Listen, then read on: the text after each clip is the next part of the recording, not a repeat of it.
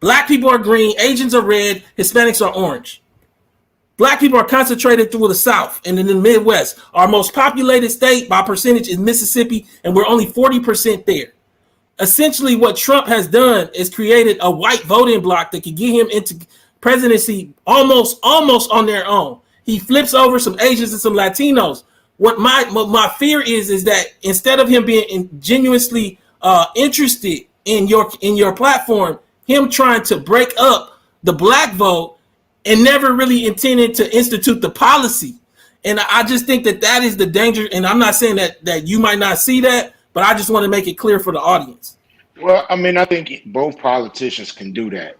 I mean, the thing is the Democrats can do a lot of things to shore up their vote.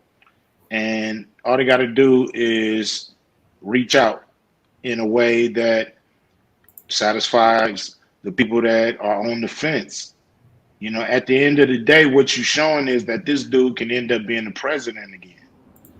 And if, you know, he's a dude that's been a politician 4 years. So nobody really know what the hell he gonna do. You know, this other guy been in there for a long time. So we really hoping he'd do the right thing. But he's just sat back and watched a black president not really do much for what so-called his own community. And so what will really give him the incentive to do more than Obama did? That's scary. You know, people got to understand that that's real. That could actually happen.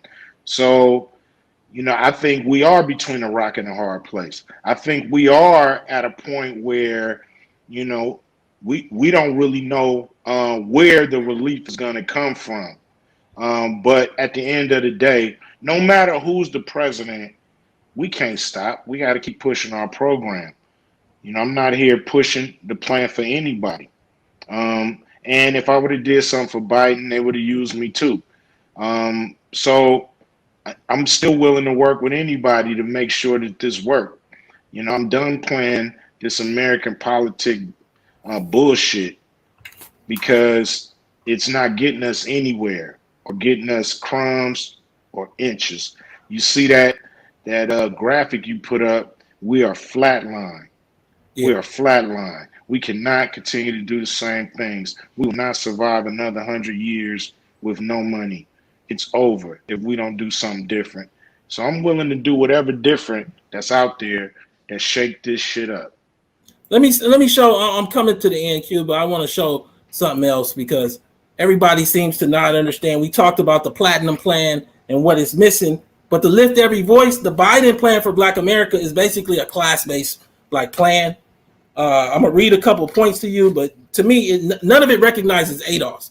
You might as well think that American descendants of slavery as their own like separate group inside of America that built America on slavery and then followed with Jim Crow. A lot of people don't understand, but before 1960, the amount of Black immigrants was to the right of the decimal, meaning nearly invisible. In 1920, there were 11 million ADOS, and they were around sixth generation American, and there were only like 40 to 50,000 Black immigrants, almost all Caribbean, living in like New York.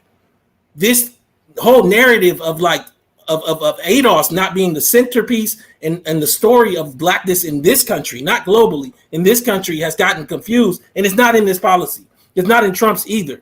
So Black ADOS people better get on their horse. But reading some of this policy, advance the economic mobility of African Americans and close the racial wealth gap. Well, you can't do that without reparations. But what he does say instead is invest in African American businesses. Then he starts talking about small business investment.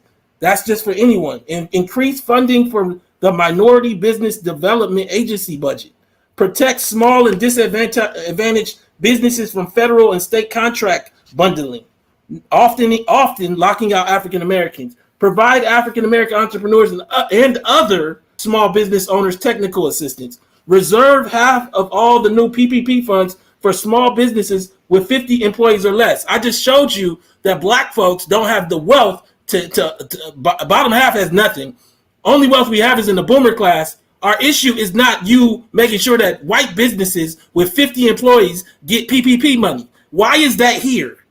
Understand, produce a weekly dashboard to show which small businesses are accessing loans. Expand African American home ownership, and by that he's saying give them $15,000 tax credit. That don't help us. We're wealthless. We need reparations. We need a black agenda. We need entire recognition of the consequence of being black in America. This Lift Every Voice plan is a failure. And one of the things that I'm starting to see is that we have a black population, blue checks on Twitter included, that don't understand politics. Everyone said we didn't ask Obama for nothing.